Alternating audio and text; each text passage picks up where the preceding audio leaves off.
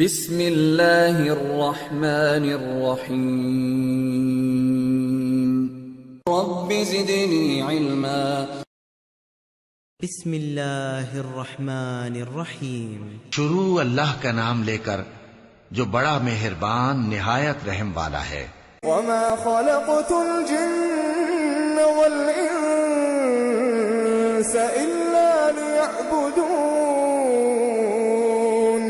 اور میں نے جنوں اور انسانوں کو اسی لیے پیدا کیا ہے کہ وہ میری عبادت کریں۔ اللہ وکفا وسلام علی عبادہ الذین اصطفى اما بعد عن ابی ہریرہ رضی اللہ تعالی عنہ ان رسول اللہ صلی اللہ علیہ وسلم قال اجتنبوا السبع الموبقات قالوا یا رسول اللہ وما ہن قال الشرک باللہ والسحر وقتل النفس التي حرم الله إلا بالحق وأكل الربا وأكل مال اليتيم والتولي يوم الزحف وقذف المحصنات الغافلات المؤمنات أو كما قال عليه الصلاة والسلام۔ یہ بحث چل رہی ہے سحر کی، جادو کی، اور مصنف رحمۃ اللہ علیہ یہ ثابت کرنا چاہتے ہیں کہ جادو شرک کی ایک قسم ہے۔ جادو کرنا، کرانا، سیکھنا، سکھانا، یہ بھی کیا ہے؟ شرک ہے۔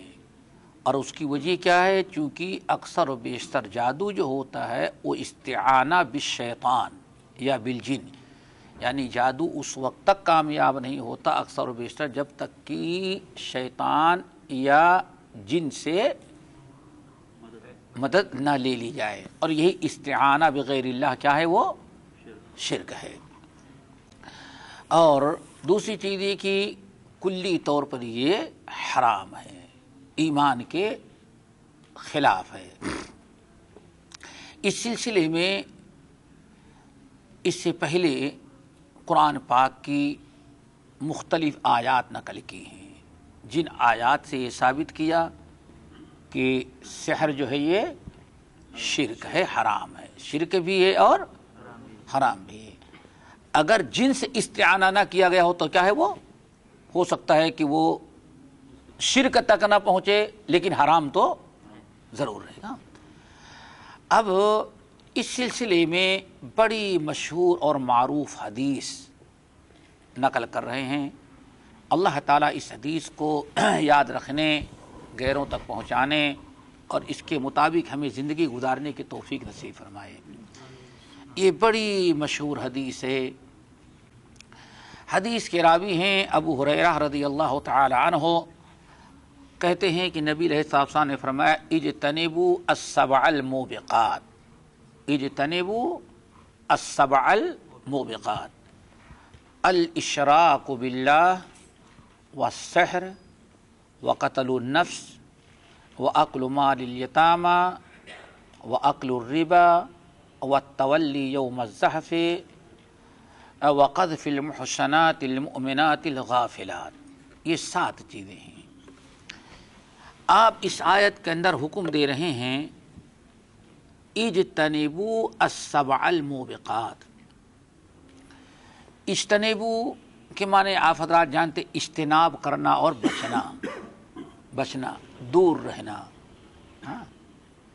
اردو میں بولا جاتا ہے بھئی آپ اس چیز سے اجتناب کریں، تم لوگ اجتناب کرو، اپنے آپ کو بچاؤ، السبع 7 چیزوں سے، 7 گناہوں سے۔ بات ہو گئی؟ اجتنبوا السبع الموبقات، تم لوگ اپنے آپ کو بچاؤ 7 گناہوں سے۔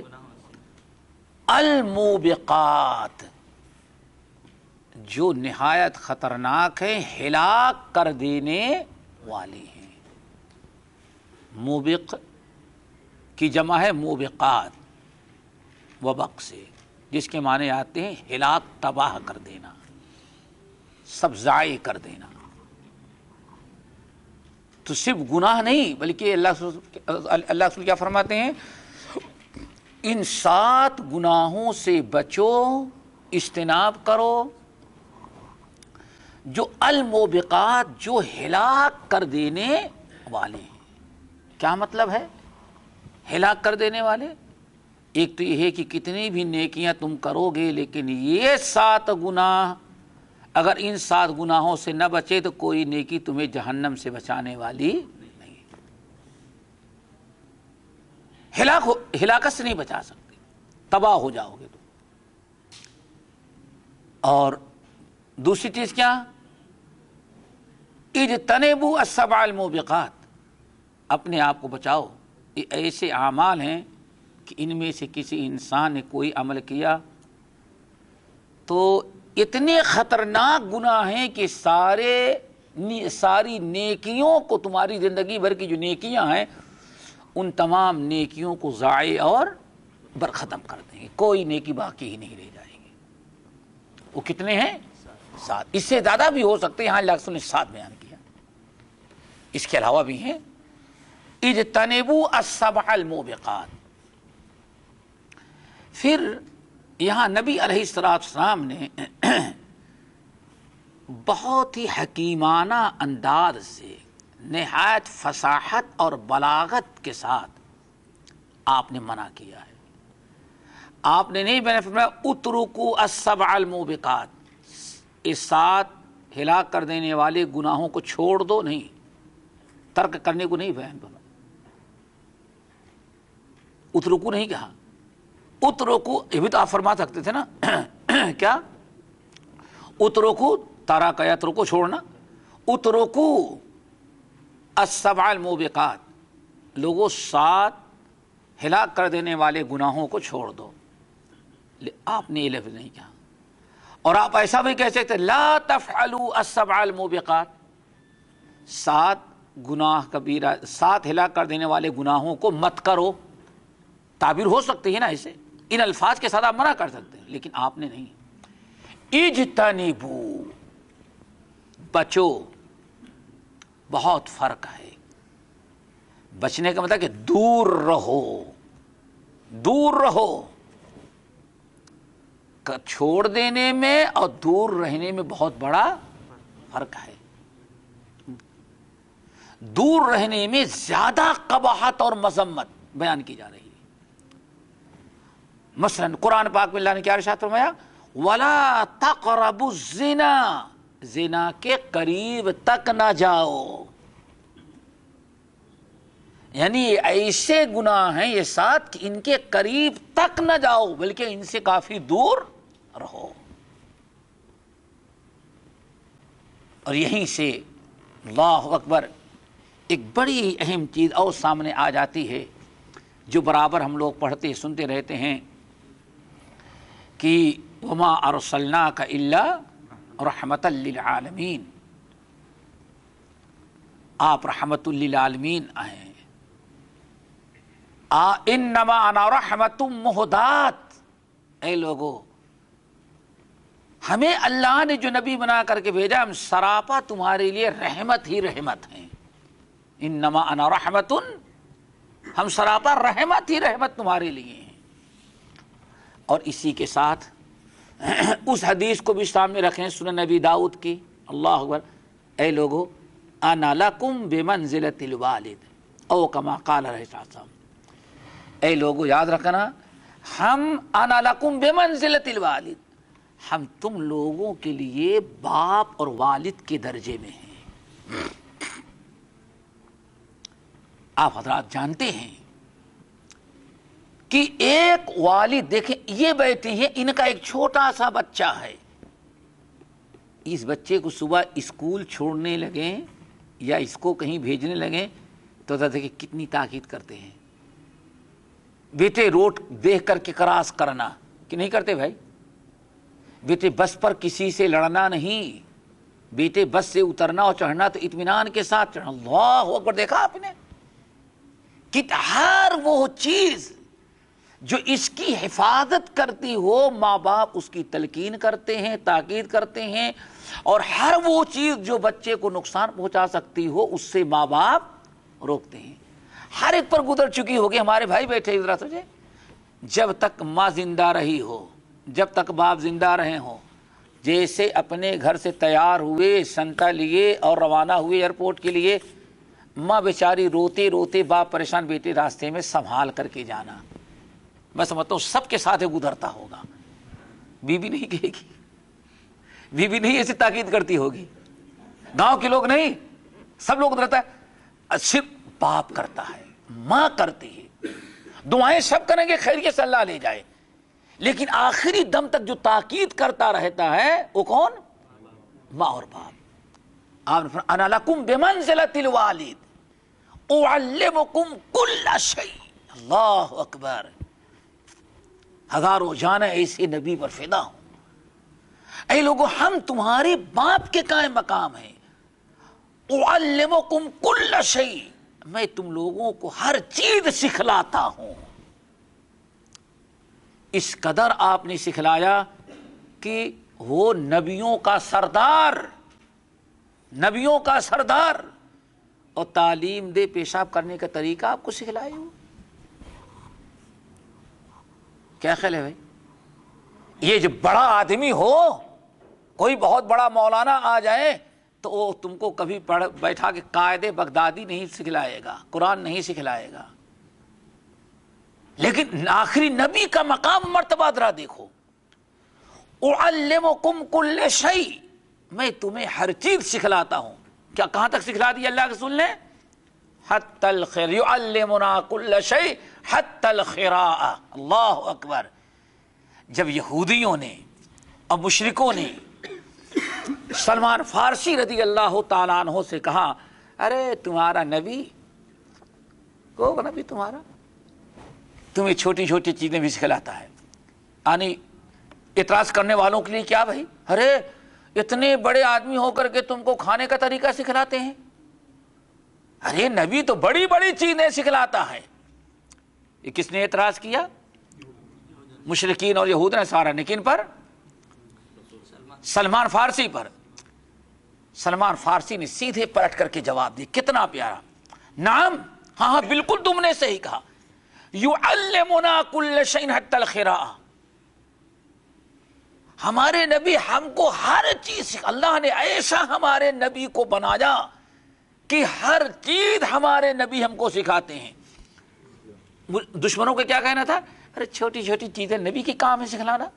سلمان فارسی نے کیا بتا، نہیں، یعلمنا کل شیء، ہمارے نبی تو ایسے باکمال تعلیمات لے کر کے آئے کہ ہم لوگوں کو ہر چیز سکھلاتے ہیں، بڑی سے بڑی چیز بھی سکھلاتے ہیں اور چھوٹی سے چھوٹی چیز۔ کمال تو یہ ہے، تم یہ سمجھ رہے ہو کہ ہمارے نبی صرف چھوٹی چیزیں، چھوٹی نہیں، ہمارے نبی بڑی سے بڑی چیزیں اور چھوٹی سے چھوٹی ہر چیز سکھلاتے ہیں۔ ایسا تھپڑ مارا کہ زندگی بھر کبھی دشمنوں نے نبی کے تعلیمات پر اعتراض ہی نہیں کیا، یہاں تک کہ سلمان فارسی کہتے ہیں، بیوقوفوں حتی الخراءۃ، ہمارے نبی نے جہاں توحید سکھلائی، اتباع سنت بتلائی، جنت تک پہنچنے کا راستہ سکھلایا، نماز جیسی عبادت سکھلائی، وہیں ہمارے نبی نے چھوٹی چھوٹی چیزیں سکھلائی، اتنی سکھلائی یہاں تک کہ پیشاب اور پاخانہ کا طریقہ بھی ہمارے نبی نے سکھلا دیا۔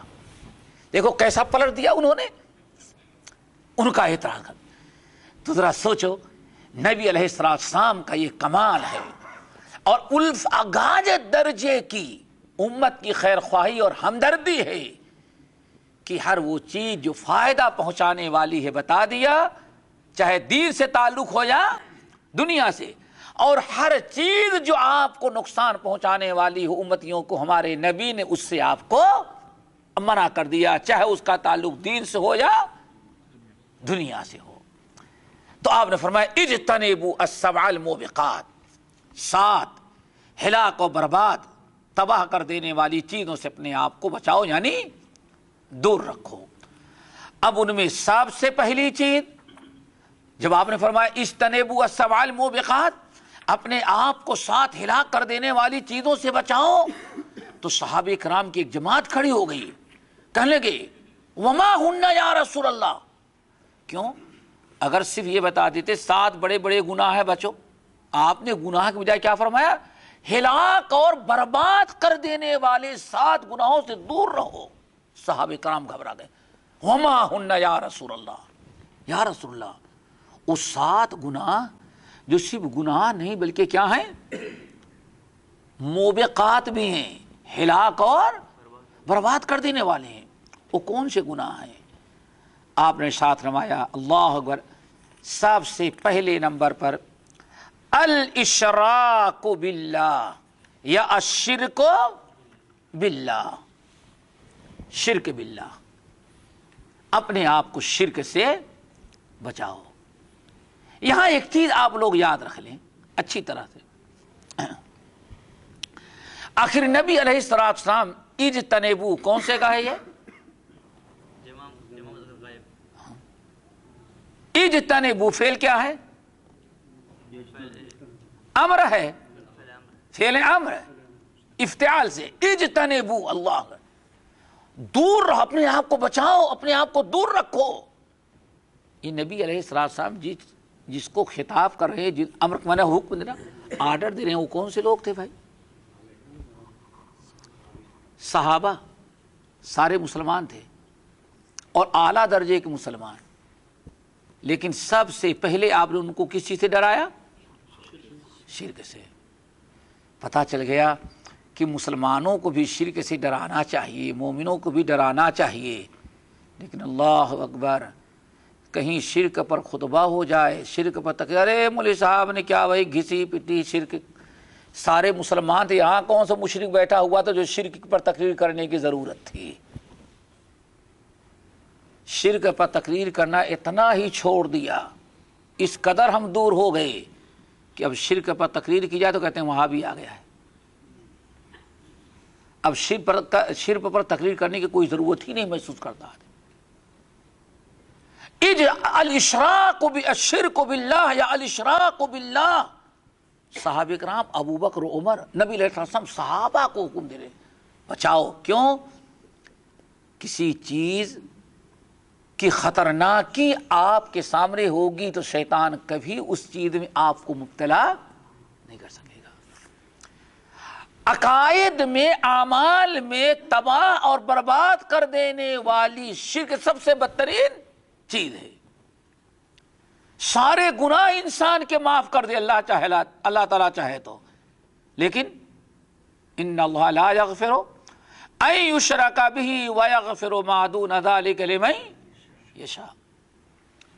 تو گاہے بگاہے شرک پر، بدعات پر برابر لوگوں کو تلقین کرنی چاہیے، لوگوں کو تاکید کرنی، لوگوں کو واعظ و نصیحت کرنی چاہیے، درس دینا چاہیے، بتانا چاہیے، اور ہر ایک کے لیے ضروری ہے کہ وہ اپنی اولاد کو، اپنے گھر والوں کو بچائے۔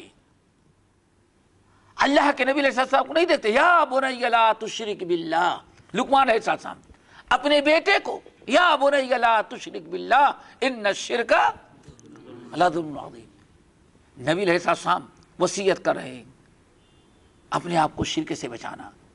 جب بھی کوئی صحابی آتے، یا رسول اللہ دلنی علی عمل یدخلنی الجنت ویباعدنی من النار، آپ مجھے وہ عمل بتائیں جو جنت میں داخل کرا دے اور جہنم سے بچا لے، تو آپ کیا فرماتے ہیں؟ لا تشرک باللہ۔ اور بعض روایتوں میں کیا ہے؟ وَاعْبُدِ اللَّهَ وَلَا تُشْرِكْ بِهِ، ایک اللہ کی عبادت کرو، اللہ تعالیٰ کی عبادت میں کسی کو شریک نہ کرو۔ اللہ اکبر۔ سورۃ مائدہ کی آیت پر ذرا غور کریں، شرک کتنی خطرناک چیز۔ اِنَّهُ مَن يُشْرِكْ بِاللَّهِ فَقَدْ حَرَّمَ اللَّهُ عَلَيْهِ الْجَنَّةَ وَمَأْوَاهُ النَّارُ وَمَا لِلظَّالِمِينَ مِنْ انصار۔ اتنی بڑی وعید۔ اِنَّهُ مَن يُشْرِكْ بِاللَّهِ، یاد رکھ لو میرے بندو، جس نے اللہ تعالیٰ کے ساتھ شرک کیا، جس نے شرک کیا اللہ تعالیٰ کے ساتھ، انہو من یشرک باللہ، جس نے بھی اللہ تعالیٰ کے ساتھ شرک کیا تو اللہ نے کیا کیا؟ فقد حرم اللہ علیہ الجنہ، تو یقیناً بلا شبہ اللہ نے اس کے اوپر جنت کو حرام قرار دے دیا۔ کتنا خوش نصیب وہ انسان ہے جس پر اللہ جہنم کو حرام کرے، اور کتنا بڑا بدبخت وہ ہے جس پر اللہ تعالیٰ جہنم کو واجب کر دے اور جنت کو حرام قرار دے دے۔ انہ من یشرک باللہ فقد حرم اللہ علیہ الجنہ۔ یہاں سے ایک چیز اور بتائیں، جو بات چل رہی تھی کہ ان 7 گناہوں ان 7 گناہوں سے منع کرنے کے وقت نبی علیہ السلام نے صحابہ کرام کو ان گناہوں کی قباحت ظاہر کرنے کے لیے 2 طریقے اختیار کیے۔ پہلا کیا ہے؟ آپ نے اترکو لا تفعلوا کے بجائے آپ نے کیا فرمایا؟ اجتنبوا، یعنی بالکل دور رہو، قریب ہی نہ جاؤ، ٹھیک ہے نا۔ دوسری چیز کیا ہے؟ صرف 7 گناہوں پر اکتفا نہیں کیا بلکہ ان کو گناہ موبقات قرار دیا، اور موبقات کا مطلب کیا بتایا میں نے؟ ہلاک اور برباد کر دینا۔ کتنے بھی نیک اعمال ہوں لیکن جہنم سے نہیں بچ سکتے، کتنے بھی نیک اعمال ہو لیکن ان 7 گناہوں میں سے کوئی ایک گناہ تم نے کیا تو اتنے خطرناک ہے موبقات کہ تمہارے سارے زندگی کی نیکیوں کو ایک گناہ برباد کر دے گا۔ آئی بات سمجھنا؟ اب چلو، سب سے پہلا گناہ کیا ہے بھائی؟ شرک۔ قرآن پاک نے کیا کہا سورہ شورى کے اندر؟ وَلَقَدْ أُوحِيَ إِلَيْكَ، کسی کو یاد ہے؟ وَلَقَدْ أُوحِيَ إِلَيْكَ وَإِلَى الَّذِينَ مِنْ قَبْلِكَ لَئِنْ أَشْرَكْتَ لَيَحْبَطَنَّ عَمَلُكَ وَلَتَكُونَنَّ مِنَ الْخَاسِرِينَ۔ دیکھا آپ نے؟ اللہ تعالیٰ نبی کو مخاطب کر رہے ہیں، لیکن مقصد کیا ہے؟ یہ کلمہ پڑھنے والے لوگ۔ اللہ تعالیٰ کیا فرما رہے ہیں؟ وَلَقَدْ أُوحِيَ إِلَيْكَ وَإِلَى الَّذِينَ مِنْ قَبْلِكَ، اے ہمارے نبی، آپ سے پہلے آپ کی طرف آپ کو بھی یہ وارننگ دے رہے ہیں، اور آپ سے پہلے بھی جتنے انبیاء گزرے ہیں سب کو یہ وارننگ دے چکا ہوں میں۔ اللہ اکبر! یہ کس کا کلام ہے بھائی؟ اللہ کا۔ وَلَقَدْ أُوحِيَ إِلَيْكَ، آپ کو یہ وارننگ دے رہے ہیں، وَإِلَى الَّذِينَ مِنْ قَبْلِكَ، اور آپ سے پہلے جو انبیاء گزرے ہیں ان کو بھی یہ وارننگ میں نے دیا تھا۔ کیا وارننگ ہے؟ لَإِنْ أَشْرَكْتَ لَيَحْبَطَنَّ عَمَلُكَ، اگر آپ نے شرک کیا تو لَيَحْبَطَنَّ عَمَلُكَ، 100% آپ کو یقین رکھنا چاہیے کہ شرک کیا تو آپ کے سارے اعمال برباد ہو گئے، نہ رسالت کام آئے گی، نہ نبوت کام آئے گی، نہ جہاد کام آئے گا، نہ ہجرت کام آئے گی، نہ تہجد گزاری اور آپ کی نمازیں کام آئے گی۔ اللہ اکبر! لَيَحْبَطَنَّ عَمَلُكَ، کتنی تاکید ہے، ایک لام تاکید اور دوسرے آخر میں نون تاکید، تاکید در تاکید۔ لَيَحْبَطَنَّ عَمَلُكَ، آپ کے سارے عمل، ساری نیکیوں کو ضائع کر دیا جائے گا، کوئی ایک نیکی آپ کے پاس باقی نہیں رکھ سکتے۔ دیکھا آپ نے؟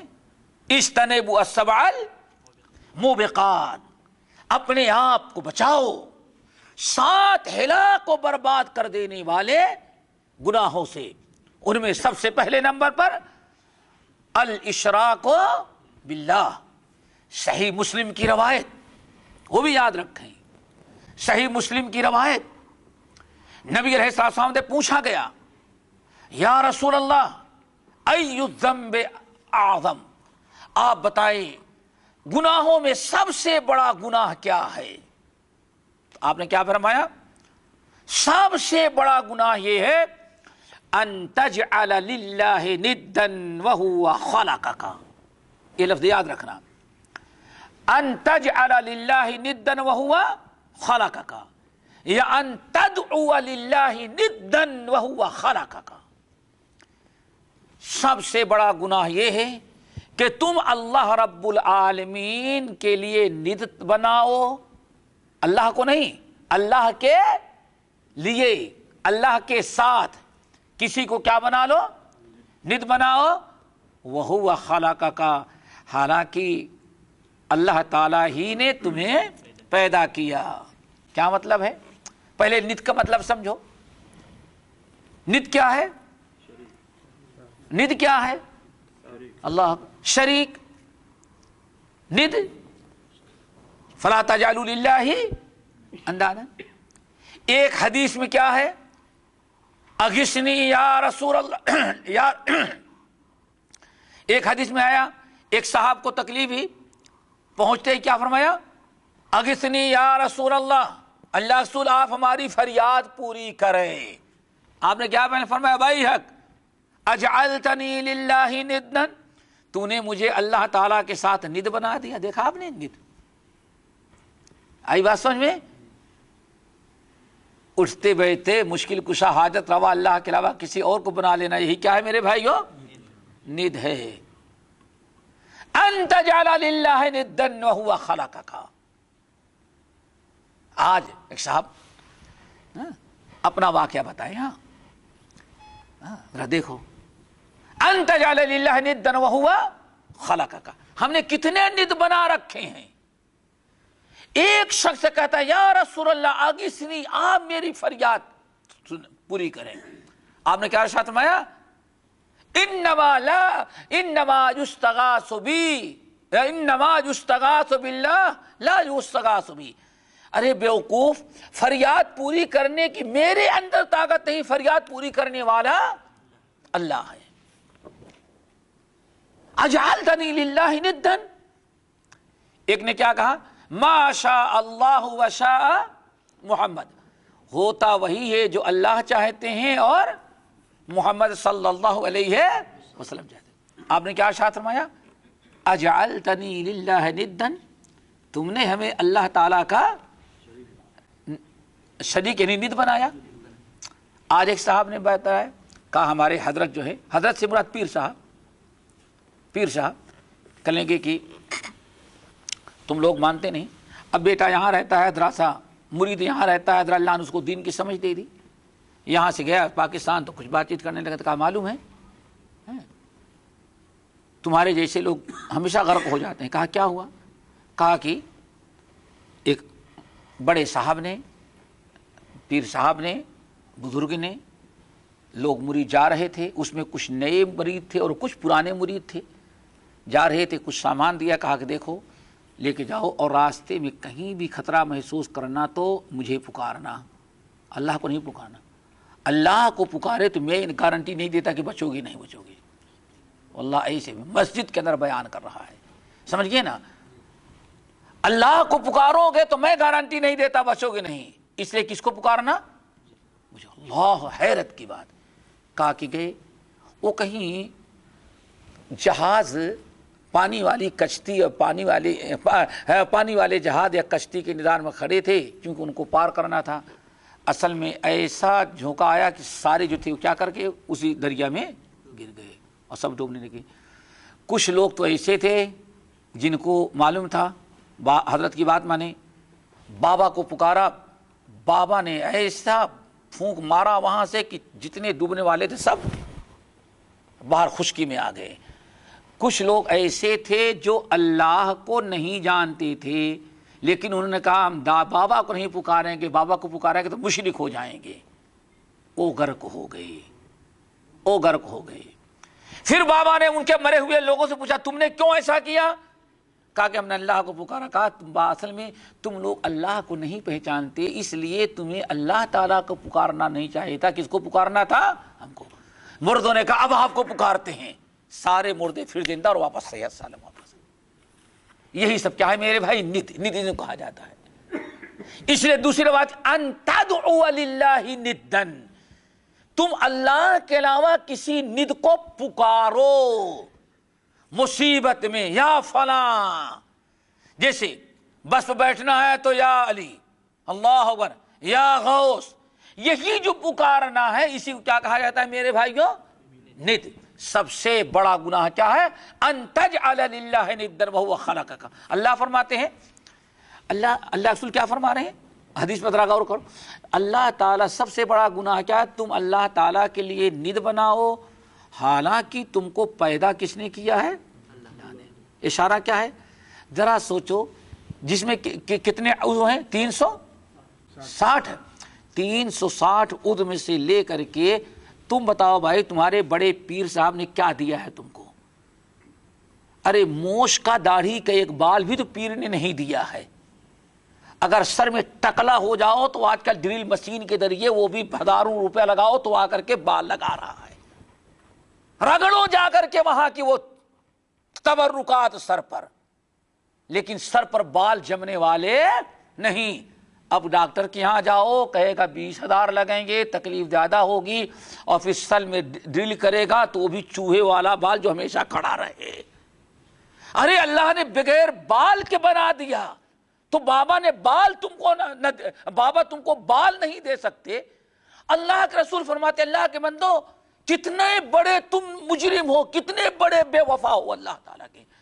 پیدا تم کو اللہ نے کیا، ایڑی سے لے کر کے چوٹی تک دیکھ ڈالو، جو کچھ دیا ہے اللہ نے تجھے دیا ہے. اور جن کو تو نے پکارا ہے، پکارتے ہو تم، سب چادر تو چڑھاتے ہو، گرہمی دیتے ہو، سمجھ گئے نا؟ ان کے یہاں جھکتے تو ضرور ہو، چڑھاوے دیتے ہو ان کو، نذرانے پیش کرتے ہو ان کو، لیکن ذرا بتاؤ انہوں نے کیا دیا ہے تم کو؟ آنکھ دیا، کان دیا، کیا دیا؟ اللہ اکبر. تم کہو کہ نہیں بیٹا دیا ہے، ہاں بیٹا دیا ہے. تیرا باپ تو نہیں گیا تھا وہاں، تو کہاں سے پیدا ہوا؟ دادا تو نہیں گئے تھے درگاہ پر، دادا کو کس نے دیا؟ اگر درگاہ ہی پر جانے کے بعد بابا بیٹا دیتے تو جو لوگ وہاں نہیں جاتے ان کو کبھی بیٹا ملتا ہی نہیں. لینے دینے والا اللہ ہے، سمجھ گئے نا؟ وہ جس کو چاہتا ہے دیتا ہے، جسے چاہتا ہے نہیں دیتا.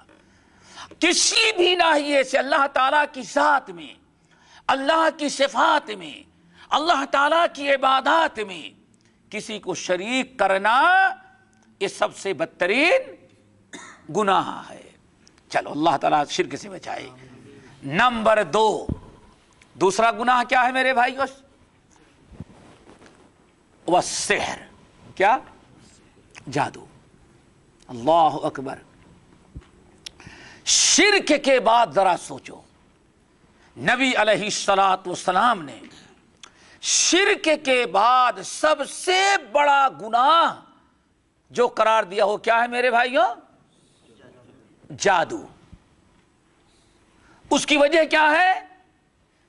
جادو بغیر شرک کے نہیں ہوتا.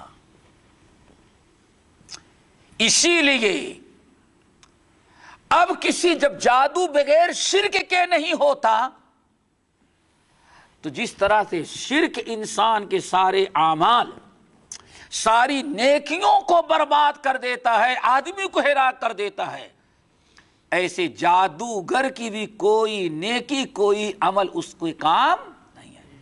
ساری نیکیاں وَقَدِمْنَا إِلَى مَا عَمِلُوا مِنْ عَمَلٍ فَجَعَلْنَاهُ هَبَاءً مَنْثُورًا. سورہ فرقان کی آیت.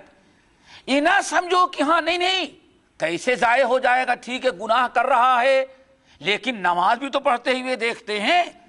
آخرکار چلہ کشی جو کیا، ساری دنیا کی چیزوں کو چھوڑ کر کے 40 دن جو چلہ کیا اس نے، کچھ پڑھتا رہا، رات بھر نہیں سو جا، دن بھر نہیں سو جا، کھانا یہی چلہ کرتے ہیں نا لوگ، چلہ کشی یہی ہے نا. آخر اتنی عبادتیں، اتنی ریاضتیں کہاں چلی جائیں گی؟ آدمی سوچتا ہے کہ نہیں بھائی اللہ تو اتنا ظالم نہیں کہ گناہوں کی سزا دے دے لیکن نیکیوں کا ثواب نہ دے. اس لیے آپ کہیں کہ ہاں یہ غلط ہے لیکن یہ نہیں کہہ سکتے کہ ہاں اس کے اعمال رائے گا اور برباد، اس کی نیکیاں قابل قبول نہیں. اور کچھ لوگ اور کیا کہتے ہیں؟ بھائی قبول کرنے والا تم نہیں ہو، قبول کرنے والا کون ہے؟ وہ ہے. بڑے اطمینان کے ساتھ قبول کرنے والا وہ تو ہے، لیکن کہتا کیا ہے سورہ فرقان؟ وَقَدِمْنَا إِلَى مَا عَمِلُوا مِنْ عَمَلٍ فجعلناہ ہباء منصورا وقدمنا الی ما عملوا من عمل فجعلناہ ہباء منصورا۔ اللہ فرماتے ہیں جتنی نیکیاں انہوں نے کیا ہوگا حشر کے میدان ان کی نیکیوں کو سامنے دکھلا کر کے پھر ذرات بنا کر کے اڑا دیں گے، تاکہ نیکیوں کو دیکھ کر کے پہلے دل خوش ہے، واہ مولوی صاحب غلط کہتے، دیکھو ہم جادوگری بھی کرتے رہے، ہماری نیکیاں بھی مزے سے موجود ہیں۔ اب دیکھ لیں گے، خوش ہو گئے تو اب اللہ تعالیٰ ساری نیکیوں کو ختم کر دیں گے تاکہ اب زیادہ اس کو تکلیف ہو۔ کیوں بھائی؟ پیاس لگی ہے اور پانی دکھلا کر کے پھر کوئی آپ کو پانی سے محروم کر دے، تب تکلیف زیادہ ہو جاتی ہے۔ تو اس آیت نے، سورۃ فرقان کی اس آیت نے واضح کر دیا کہ سارے اعمال کیا ہو جائیں گے؟ رائے گا۔ پھر آؤ، ہمیشہ جمعے کے اندر پڑھا کرتے ہیں عاملۃ ناصبہ، آگے تصلی نارا حامیہ۔ کتنے لوگ ایسے ہوں گے کہ عمل کرتے کرتے تو تھک چکے ہوں گے، لیکن اس کے باوجود تصلی نارا حامیہ، کہاں جائیں گے وہ؟ جہنم کے دہکتے ہوئے آگ میں ڈال دیے جائیں گے، کوئی عمل ان کا کام نہ آیا۔ تو اس لیے ان گناہوں کو کیا کہا گیا ہے میرے بھائیوں؟ موبقات والسحر۔ چلو اللہ اکبر۔ نمبر 3 یعنی تیسرا گناہ، وقتل النفس التي حرم الله الا بالحق، وقتل النفس التي حرم الله الا بالحق۔ تیسرا گناہ، ناحق کسی کو قتل کرنا ہے۔ سب سے پہلا شرک، دوسرا جادو، اور تیسرا ناحق کسی کو قتل کرنا۔ ناحق کسی کو قتل کرنا کیا ہے؟ 3 گناہ ایسے ہیں کہ جن 3 گناہوں کی بنا پر آدمی کو کا خون کیا ہوتا ہے؟ مباح ہوتا ہے۔ کیا ہوتا ہے؟ مباح ہوتا ہے۔ نمبر 1، آپ نے فرمایا حدیث کے اندر، لا یحل دم امرئ مسلم الا باحدى ثلاث، لا یحل دم امرئ مسلم الا باحدى ثلاث۔ کسی بھی مسلمان کا خون 3 قسم کے 3 گناہ ہیں، ان گناہوں میں سے کوئی ایک گناہ کرے تو اس کا خون کیا ہوتا ہے؟ مباح ہوتا ہے، اس کو قتل کیا جائے گا۔ نمبر 1 میرے بھائیوں، آپ نے ارشاد فرمایا کیا ہے؟ قاتل النفس، قصدن کسی مسلمان کو قتل کر دینا، اس کو کہتے ہیں ناحق خون کرنا۔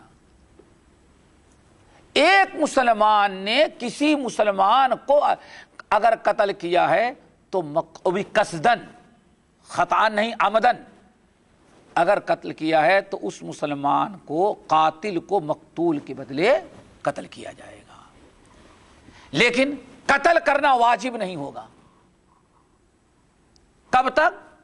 جب تک کہ مقتول کے ورثہ نہ چاہیں۔ اسی لیے مقتول کے ورثہ کو 3 چیزوں کا اختیار دیا جائے گا۔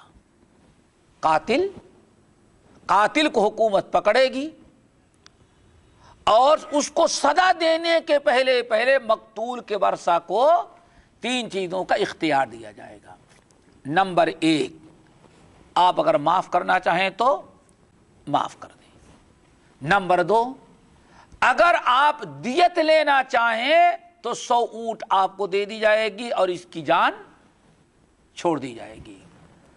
اور اگر آپ نہیں چاہتے، نہ دیت لینا چاہتے، نہ معاف کرنا، اس کی جان چاہتے ہیں تو ٹھیک ہے، پھر اس کو ہم قتل کر دیں گے۔ آئی بات سمجھ میں؟ قتل کے، اور قتل ہم اور آپ نہیں کریں گے، یہ حدود کون جاری کرے گا؟ حکومت۔ کیوں؟ اگر حکومت حدود جاری نہ کریں تو ہو سکتا ہے ان کے قبیلے کے لوگ مضبوط ہیں، قصاص لے لیے،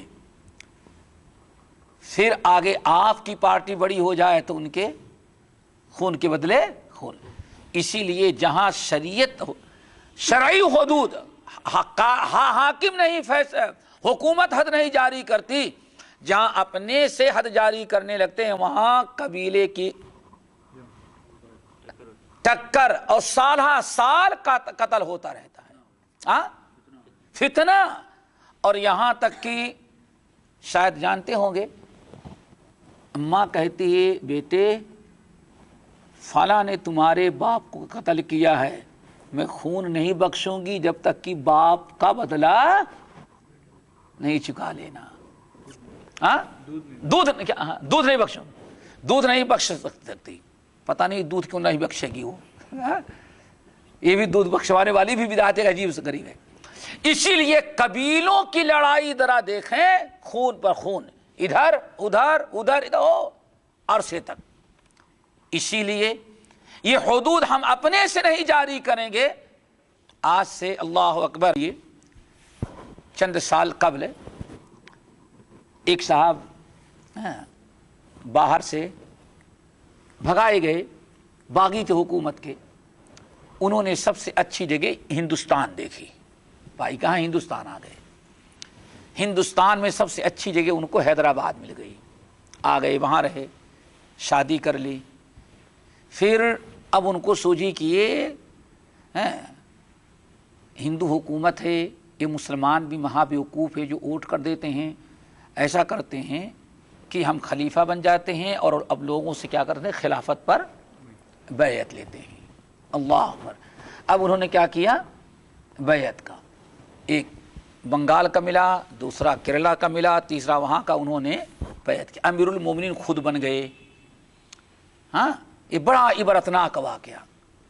یہ حدود اور خلافت اس طرح سے نہیں قائم کی جاتی. میری بات سمجھ گئے نا. چلو امیر المومنین بن گئے. بہرحال حیدرآباد شہر میں چونکہ پڑھے لکھے لوگ تھے وہاں وہ نہ رہ سکے. پھر وہاں حکومت کی بھی نگاہ، تو پڑوس تقریباً 200 کلومیٹر دور ایک دوسرے شہر میں چلے گئے. وہاں ایک ادارہ بنایا، یہ دار القضاء الشرعی ہے. ہم خلیفہ ہیں اور یہ ہمارے نائب ہیں، اور ایک ہے یہ حد جاری کرے گا. اب اس ملک سے کچھ اور بھگائے گئے تو 2-4 اور پہنچ گئے وہاں. تو اب تعداد بڑھتی گئی. انہی ایام میں ان کا ڈرائیور جو تھا اس نے شراب پی لیا. بہت لوگوں سے بیعت لیا. بہرحال اللہ تعالیٰ قبول کرے ہے نا. ہمیں وہاں جانا پڑا تو بڑے سارے مباحث ہوئے. تو میں نے یہ سارے مسائل بیان کیے. رات کے 4 بجے تک بیٹھے بیٹھے تقریباً اکثر لوگوں کے بات سمجھ میں آ گئی کہ خلیفہ کس کو کہتے ہیں، خلیفہ کیا، اور اس میں کیا نقصانات ہیں. بہرحال 8-9 آدمی ان کے رہ گئے. باقی پورا شہر شر سے اللہ تعالیٰ نے بچا لیا اور آج تک بچا ہوا ہے الحمدللہ. پھر ایک دن ان کا نوکر جو تھا ڈرائیور، اس نے شراب پی لیا. ٹھیک ہے نا، سنتے جاؤ. شراب پی لیا. لوگوں نے کہا شراب پی لیا. پکڑ کے لائے گئے، اس کو گرایا اور 80 کوڑے مارے. ہم خلیفہ ہے، حد جاری کریں گے. کیا کریں گے؟ اب لازمی چیز ہے. وہ 10-12 مسلمان اکٹھا ہو گئے. بھائی امیر المومنین خلیفہ کا حکم ہے. گرایا اور 80 جوتے کو درے مارے اس کو. بہرحال اٹھا، سیدھے بھاگا اور پولیس چوکی میں چلا گیا. کہاں پہنچ گیا؟ اب 80 دونا 100 کتنے ہوتے ہیں؟ 160 تو خلیفہ کو جوتے مارے. سمجھ گئے نا. ہتھ کڑی لگائی، ملک بدر کیا گیا ان لوگوں کو. سمجھ گئے نا. نوبت یہ نکلی آئی کہ مر گیا لیکن جنازہ پڑھنے والا کوئی نہیں ملا. پورا شہر پاک ہو گیا. اسی کے بجائے ارے توحید و سنت کی اگر دعوت دیا ہوتا تو شاید سینکڑوں آدمی ہدایت پر ہوتے. نہیں، میں خلیفۃ المسلمین اور حد جاری کیا. صرف ایک شرابی پر اپنے ڈرائیور پر حد جاری کیا اور جتنے تھے سب کو ہتھ کڑیاں کوڑے، جوتے، سدائیں، ملک بدر، اللہ کیا کیا حالت نہیں بدل گئی، کیا نتیجہ نکلا اس سے؟ تو میرے بھائی حد جاری کرنا کس کا کام ہوتا ہے؟ یہ حکومت، اسلامی حکومت ہو وہ حد جاری کرے گی۔ اگر ہم حد جاری کرنے لگیں گے تو ممکن ہے کہ پھر اور جن جگہوں پر ایسا لوگ کرتے ہیں دیکھ جائیں کہ ابھی تک کتنے قتل و غارت اور کیسے خونریزی ہوتی رہتی ہے۔ تو حاکم وقت قاتل کو گرفتار کرے گا اور قاتل کو مقتول کے ورثہ کو 3 چیزوں کا اختیار ہوگا، قرآن و حدیث سے موجود ہے، یہ سمجھ گئے نا؟ اور یہ بھی ضروری ہے کہ اگر مقتول کے ورثہ نے کسی چیز پر رضامندی کی تو قاضی کو اور حاکم کو زبردستی کرنے کا اختیار نہیں ہوگا۔ ہو سکتا ہے قاضی غصے میں ہو، خلیفہ قتل کرنے کے موڈ میں ہو، لیکن اگر مقتول کے ورثہ کہہ دیں گے نہیں اس کی جان، ہمارے بیٹے کی جان تو چلی ہی گئی ہے، میں اس کی جان لے لوں گا، یہ قتل کر دیا جائے گا تو بلا وجہ اس کی بھی بیوی بیوہ بچے یتیم ہو جائیں گے، اس لیے بہتر ہے اس کو چھوڑ دیا جائے، ہمیں دیت دے دی جائے بس۔ تو فیصلہ وہ ہوگا جو مقتول کے ورثہ کریں گے۔ لیکن اگر مقتول کے ورثہ کہیں نہیں ہمیں خون کا بدلہ خون لینا ہے تو قاضی کے اوپر فرض ہو جاتا ہے، حاکم کے اوپر، کہ وہ خون کا بدلہ، کتب علیکم القصاص فی القتلى الحر بالحر جیسے۔ دوسرا گناہ کیا ہے؟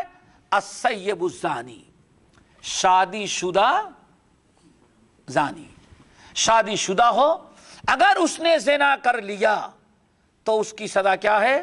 چاہے مرد ہو یا عورت، اگر دونوں شادی شدہ ہے تو دونوں کو سنسار کر دیا جائے، اتنے پتھر مارے جائیں کہ ان کی جان نکل جائیں۔ اور اس میں بہت برکت ہے میرے بھائیوں، بہت برکت ہے، آپ تجربہ کر لیں، آپ تجربہ کریں۔ نبی علیہ السلام کا زمانہ ذرا دیکھو، صحابہ کا زمانہ ذرا دیکھو، جہاں زناکاری اسلام سے پہلے عام تھی، کوئی عیب نہیں تھا، فیشن بنا ہوا تھا، لیکن سوائے 2 کیس کے پورے 10 سال میں کتنے؟ 1 مرد اور 1 عورت۔ کتنا؟ 1 مرد اور 1 عورت۔ کتنے سال میں؟ 10 سال میں۔ کوئی تیسرا کیس ہوا ہی نہیں۔ بھائی سمجھ گئے نا؟ دیکھیں یہ برکت ہے، سب کی عزت محفوظ۔ اور آج سب سے بڑا سپر پاور، وہاں کی رپورٹ کیا ہے؟ 1 منٹ میں 3500، ایک رات میں نہیں، 24 گھنٹے میں نہیں، کتنے؟ اللہ اکبر۔ یہ ہے جو ان کے یہاں رپورٹ، مجرم کہتا ہے ہاں نہیں اس نے ہمارے ساتھ زیادتی کیا، ان کے یہاں زنا وہ ہے جو بغیر رضا کے کیا جائے، اور جو رضا کے کیا جائے وہی سب سے بڑا، اس کو زنا سمجھتے نہیں۔ یہ تو ہے جو ان کے یہاں زنا کی پولیس کیس بنتا ہے، اللہ اکبر، پورے ریکارڈ اٹھا کر کے دیکھو۔ تو اللہ رب العالمین نے اسلامی حدود میں بہت ہی زیادہ خیر و برکت، اسی لیے جو اس کا مذاق اڑاتا ہے پھر وہ دنیا کے اندر زیادہ رہتا نہیں۔ ایک ہی مرتبہ کسی ملک کے وزیر صاحبہ نے، کیا وزیرہ صاحبہ نے کہا تھا، یہ بھی ہے کیا ہے،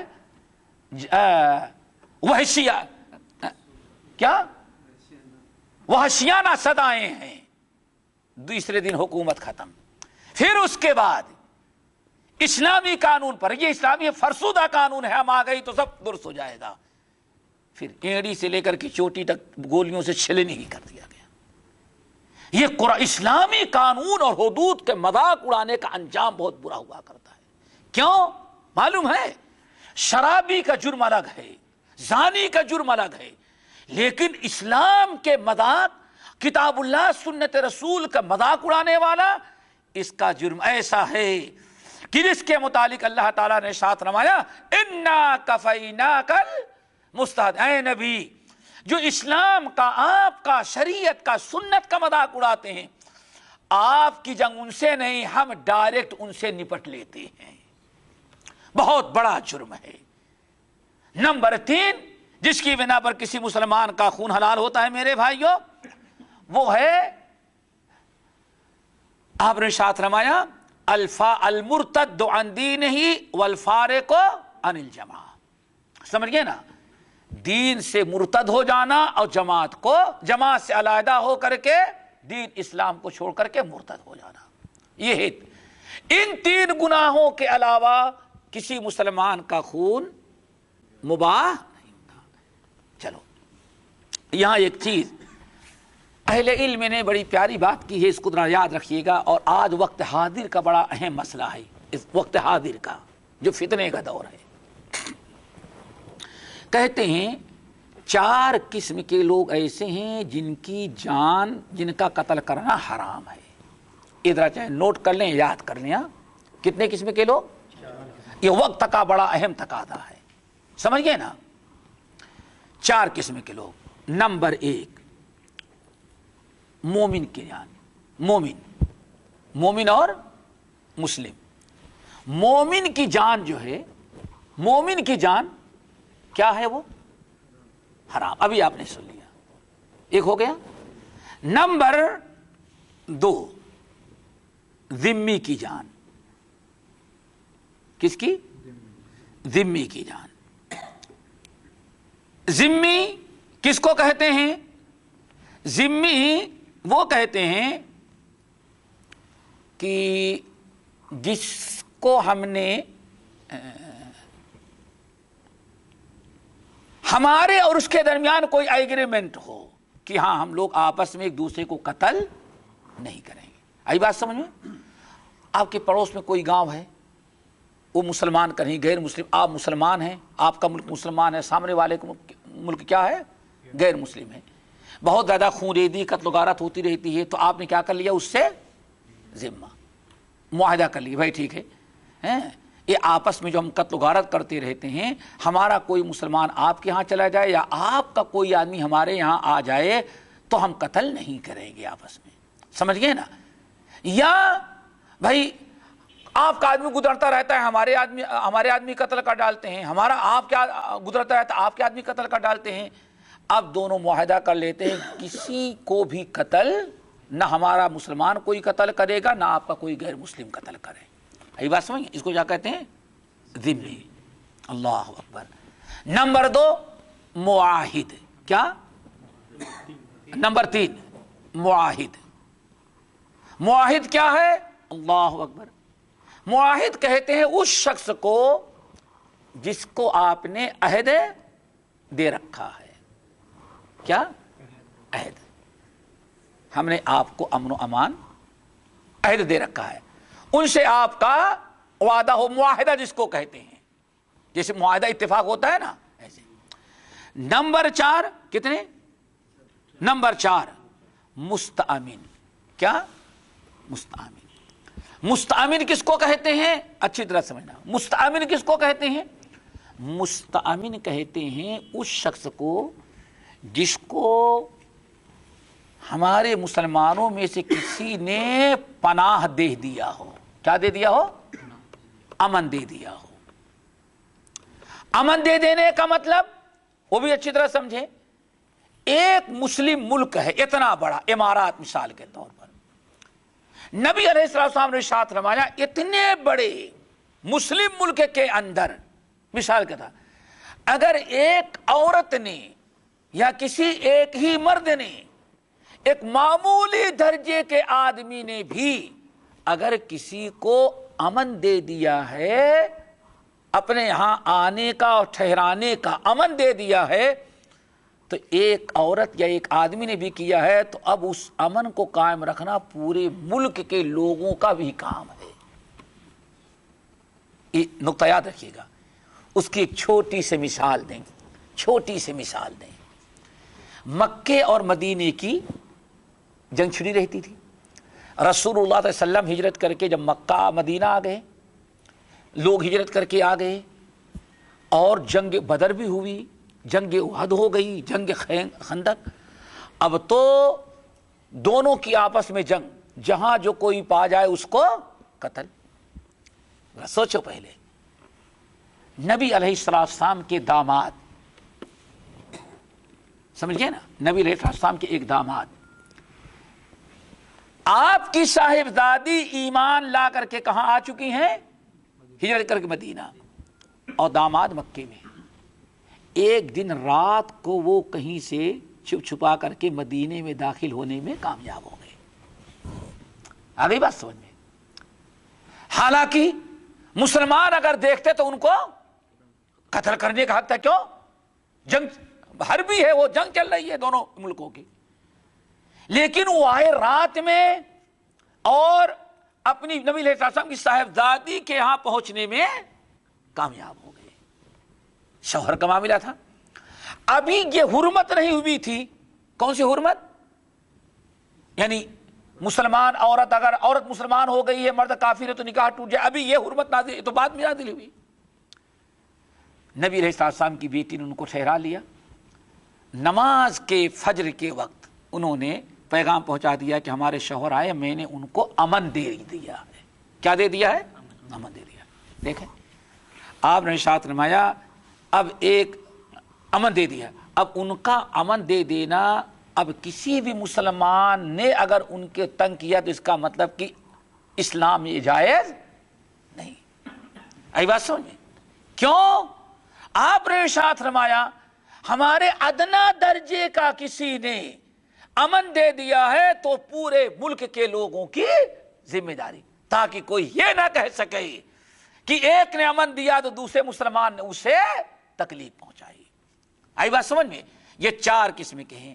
اب یہ بڑا اہم ہے، آج ذرا بتائیں، آج کچھ جوشیلے نوجوان جو بیوقوفی کر گزرتے ہیں ہمارے یہاں، امریکی ہو، یورپین ہو، ٹھیک ہے دشمن ہوں گے ہمارے، لیکن وہ یہاں جو آئے ہیں حکومت نے ان کو کیا دیا ہے؟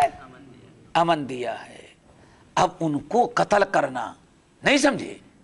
آپ حکومت سے مطالبہ کریں، لیکن ان کو چلتے پھرتے قتل کر دینا اسلام نے اس کو جائز قرار نہیں دیا ہے۔ سمجھتے ہیں کہ نبی علیہ السلام نے فرمایا یہ دونوں جاسوس ہیں، اللہ اکبر، لیکن اگر ان کو امن نہ دیا گیا ہوتا تو ان کو قتل کر دیتے، لیکن امن دے دیا گیا اس لیے ان کو قتل نہیں کر سکتے۔ میرے بھائی، تو اسلام احادیث سمجھو، قرآن سمجھو، کہ غیر مسلم ہو، یہودی ہو، عیسائی ہو، اگر وہ امن و امان حکومت نے امان دیا ہے، کسی کمپنی، حکومت نے نہیں، کمپنی والوں کی جگہ جہاں سے چاہیں آپ لیبر لے کر کے آ جائیں، ہمارے دشمن سے دشمن ملک کا اگر لیبر آیا ہوا ہے، وہ یہاں آ گیا ہے، کمپنی والے نے ویزا نکالا، ویزا حکومت کا ہے، اس لیے اب اس کو کیا ہو گیا؟ وہ مستامین ہے۔ اب اس کا قتل کرنا ہمارے لیے قطعاً جائز نہیں ہے، سمجھ گئے نا؟ لیکن کچھ جوش میں آ جاتے ہیں تو ان چیزوں کا خیال نہیں، بلکہ دین کا سب سے بڑا یہی کام سمجھتے ہیں۔ یہ اسلامی تعلیمات اور ہدایات کے خلاف ہیں۔ باقی انشاءاللہ